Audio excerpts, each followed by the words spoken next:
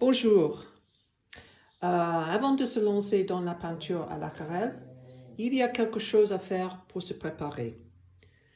La plupart du papier aquarelle que je conseille d'utiliser, voilà, ça c'est un canson, doit être étiré avant d'être utilisé comme bonne surface de peinture.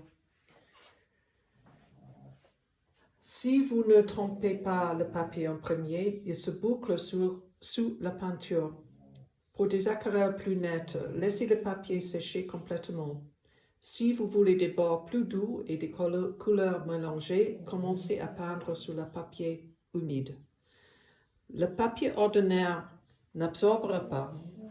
Donc, ce que vous pouvez faire, c'est utiliser du papier à dessin régulier pour faire des croquis ou des études rapides, mais pas pour une peinture.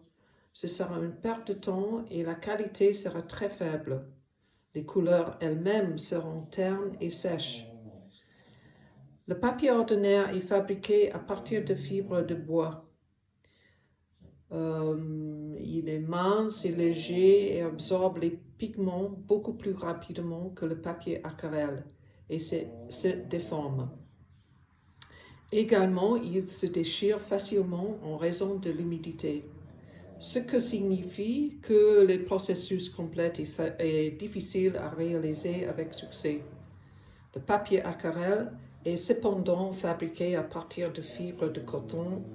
Il peut être pour pur coton ou saigné avec de la pâte de bois.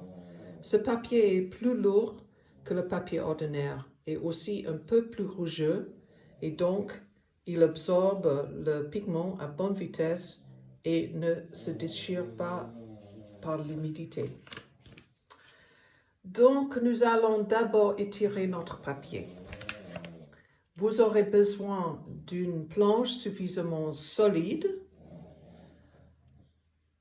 pour ne pas être affecté par l'humidité. Vous avez besoin du ruban adhésif pour fixer le papier pendant qu'il se tire. Il est possible d'utiliser d'autres rubans, mais faites attention à ce qu'elles maintiennent le papier bien fixé tout autour. Ça, c'est le mécanisme qui étire le papier. Voilà, ça c'est le papier adhésif, le ruban adhésif. Assurez-vous d'avoir tout votre matériel à côté au début. Votre planche, le morceau de papier que vous allez utiliser, le ruban adhésif, un bol, voilà, un bol ou un plat pour l'eau et une éponge propre. Une note sur le papier. Une fois le papier a séché, vous utilisez une coupe papier pour libérer le papier du ruban. Vous pouvez donc tracer une ligne autour du papier. Voilà, j'ai tracé là, juste un côté, ici. Oui, vous pouvez tracer une ligne autour du papier qui sera le nouveau bord une fois que vous avez coupé le papier. Vous perdrez environ 5 cm de chaque côté du papier. Cela peut affecter votre composition et l'emplacement du sujet sur la page.